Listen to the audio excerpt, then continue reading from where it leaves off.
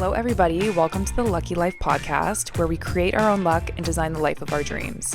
I'm your host, Melissa Merck. Let's dive right into the episode. It's Sunday evening. I have a glass of wine in my hand. I just ordered sushi, and we are sitting down to have a little chit-chat. Today's topic is going to be ghosting, which is unfortunate and kind of ironic because right before I sat down to film this, I was starting the edits on the last episode. And in the last episode, I was talking about how I had recently taken a step back from dating. We're taking a little break, focusing on ourselves, and basically just like how to be happy alone. If you missed that episode, definitely go check it out. I feel like if you're listening to this episode, maybe that's a topic you want to hear, but it's honestly kind of good timing that I need to edit it now because now I can just like remind myself of why I decided to make that choice in the first place. Okay? Which brings us here. Pretty soon after I recorded that episode, I matched with this guy on an app, and like I had liked him before I said I was taking a break, but we matched after. And so I was like, whatever, we're gonna just like give it a go, because I also said if something just randomly pops up, like I'm still open to it. I just wasn't prioritizing it. I had been talking to this guy for like a week, just like over the apps, and then we ended up meeting up, spent like 2 days together, and now I'm being ghosted. So that is why we're talking about it today. It's just very fresh on my mind, and it's something that I've experienced a lot from both sides. I used to be a ghoster when I was young. I'm not anymore. I'm a recovered ghoster, okay? It's an immature thing to do. I don't know if this is my karma from like youngin' days, but I am getting hit sideways. Like the amount of weird dating situations that I've been in that just like end up not going anywhere or like start to go somewhere and then fall off the map is insane. And that is the whole reason why I took a break from dating, because I was just so exhausted and defeated. And then this situation happened and I'm literally right back at where I was. This weekend was really rough for me, and that was like only like one part of it. And I definitely think hormones have a big play in this because I'm literally supposed to get my period. So that's probably heightened the situation. There's also just a couple other things happening at the same time, and I think it was just the accumulation of all these situations. And I know that I'm going to be fine probably in the next few days, but talking about the situation makes me feel better. And unfortunately, ghosting is just such a common scenario in the dating scene, which it really shouldn't be, especially when you're older. Like, if you're in your mid to late 20s and above, you should be mature enough to be able to have a conversation with someone. Oh, my sushi is here. 1 second. I need to buzz them in, and then my dog's going to start barking. 1 second. Okay, sorry about that. We're back in action. Total side note, I'm not a true sushi fan, so I always get like yam tempura rolls, mango rolls. I got a chicken roll. I also usually ask for the soy paper if that's an option, because I'm not a huge seaweed fan, but we do have seaweed today. They didn't include chopsticks, so I'm eating it with a fork. I had a couple pieces, but I put it away because I just need to talk, and we'll finish that later. Getting back to the topic at hand, I think I was saying something along the lines of like, just be mature and communicate your thoughts or feelings instead of ghosting. Anyways, if you are being ghosted or you recently have been ghosted, it's important to remember that in most cases, it has nothing to do with you or anything that you've done, and you just really can't take it personally. I know that's easier said than done a lot of times, but I do think in some cases, it is because of something that you've done, but in those cases, I think you would know. I think it's a lot more common to feel super blindsided and confused and have no idea like why this person has all of a sudden stopped communication or whatever the case may be. And I think that is what is so upsetting and frustrating and hurtful. It feels like very disrespectful, especially if you felt like you had a really good connection with this person and things were going really well. Maybe you had a really good date. Conversation has been super consistent. What I always remind myself is that the person that is meant to be with you would never ghost you. Like someone who wants to be with you, they want to communicate. They're going to be waiting by their phone, waiting for your text. Nobody just forgets. Nobody is that busy. I know some people will argue for the person who has a really demanding job or has something crazy going on in their life. And yes, Kay, if someone doesn't reply to you in like hours or maybe a day, I would say like 2 days max, dependent on the situation. There are some cases to let it slide and maybe like they had an excuse, but if someone hasn't replied to your message in like 3-4 days, a week, weeks, months, okay, they didn't forget. They're not too busy. Like, I always just think about it like I have had some super hectic days in my life, but I could still text someone if I really wanted to. Like, you sit down to go to the bathroom, You probably have your phone with you. I know that sounds kind of gross, but like people sit on the toilet with their phone, or like right before you go to bed, you go to plug your phone in. It takes seconds to reply to someone. I don't think there's a lot of instances where you can really use that argument, to be honest. I know that's probably not what you want to hear, because I feel like when you're going through it, you really are just like trying to grasp for answers. In your mind, you're making up these stories on like what could be happening because you don't have clarity. You're not getting answers from this person, so you're trying to make up the answer for yourself. And that's when you're like, oh, I don't know, maybe he lost his phone. Maybe he got in a car accident. Maybe he's somewhere with no cell service. On occasion, that's the situation, but not very often. Earlier, I mentioned that I used to be a ghoster, so I thought I would share my reasonings for ghosting people in the past. And to be honest, I never dated someone and then just disappeared. It was mostly like chatting with someone and then a guy asked me out and then I wouldn't reply. But my reasoning most of the time was that I was never really serious about this person from the beginning. Maybe we had a little flirtation, but like I couldn't see myself dating them. And then I didn't want to hurt their feelings and I didn't know how to send them a message in a mature way to just let them know. Now I would just be straight up and I let people know if I'm not interested, and I try to word it in the nicest way possible. I don't even know if you could consider those situations ghosting though, because you didn't have an established connection in the beginning.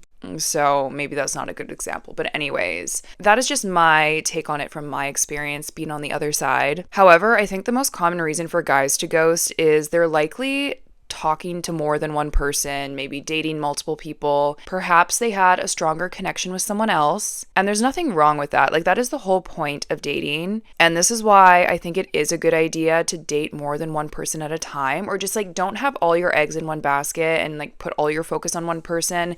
I struggle with this immensely. I am so one-track minded. If I have any interest in someone, I just completely black out anybody else.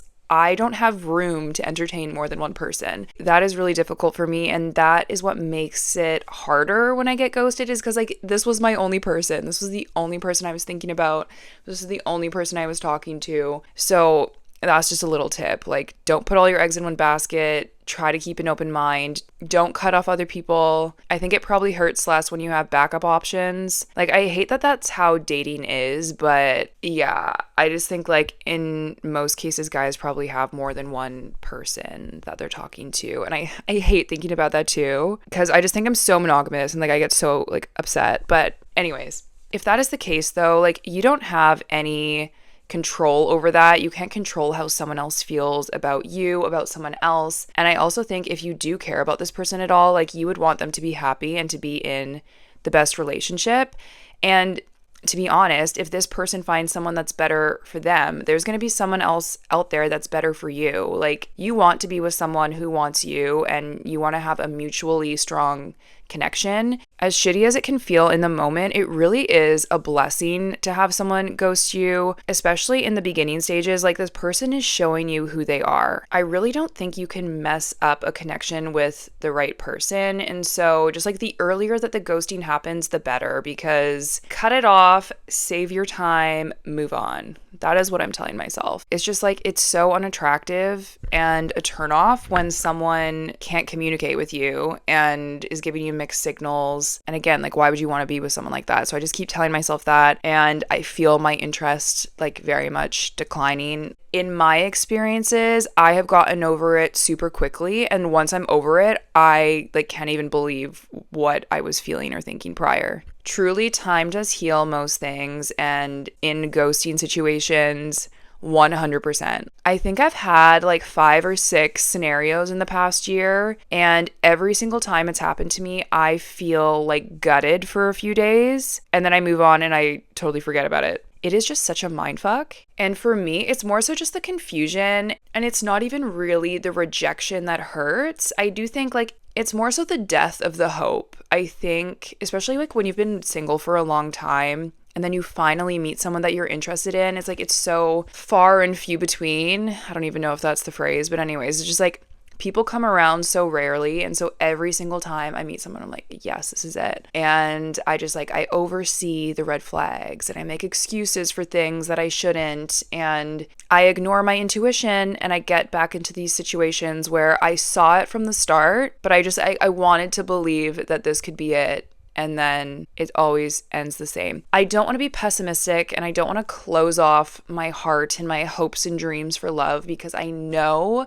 like, I truly believe in my heart that there's someone out there, and all of these people that aren't working out, they're just like, they're making way for the right person. Like, maybe these are little lessons along the way. I am becoming more resilient and just like knocking out the no's. And one day the yes will come along. It's just like, it's easy to have days when things are going so wrong where you feel like maybe you'll never find them. But like, I don't think that's my truth, and I don't think that's the truth for most people. Going back to reasons why, like if you're feeling confused, because again, I think like for me, that's always what is the most upsetting, is just being confused. And I find myself like ruminating and just like trying to grasp for answers. You guys, I'm popping in on editing day. I was editing this podcast and I totally forgot to mention some points that I don't know how. Also, I have a cold now, so I'm really stuffed up. So sorry about that. Going beyond the fact that they might be talking to multiple people, maybe they're not, but I think another one of the main reasons why guys ghost is because they're just not ready for a relationship. And again, that has nothing to do with you. And I think sometimes if a guy meets someone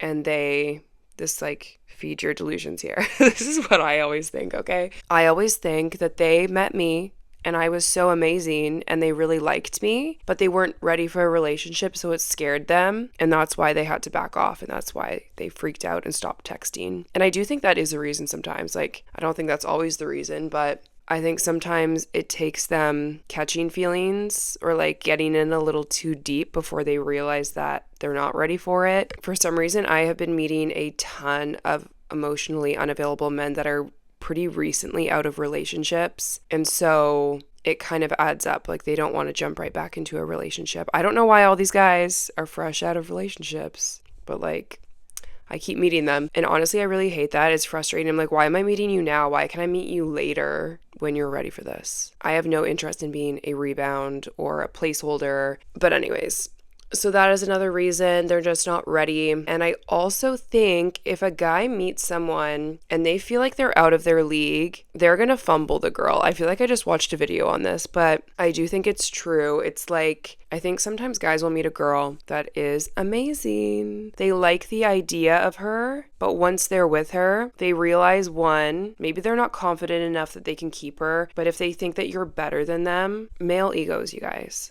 I truly think guys just don't know how to handle girls that they believe are out of their league. So these are the more like feed your delusions, like you're just way too good for this guy, but these are plausible scenarios.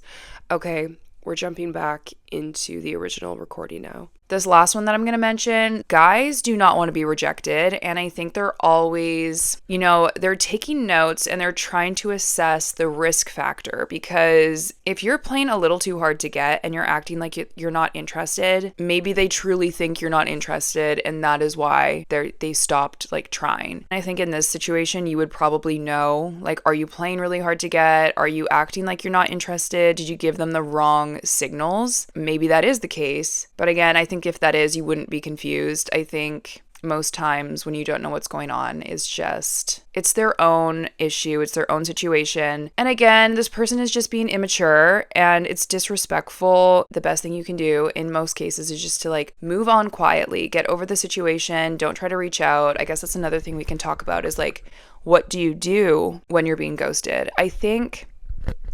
Okay, this is another one that I think you can kind of come at it from different directions. I think if you do feel really confused, if they didn't reply to your last text and it's been a while, I don't think there's anything wrong with sending a text, but I think you should only send one and you need to be very clear. Bring up the fact that you thought you had a really good connection.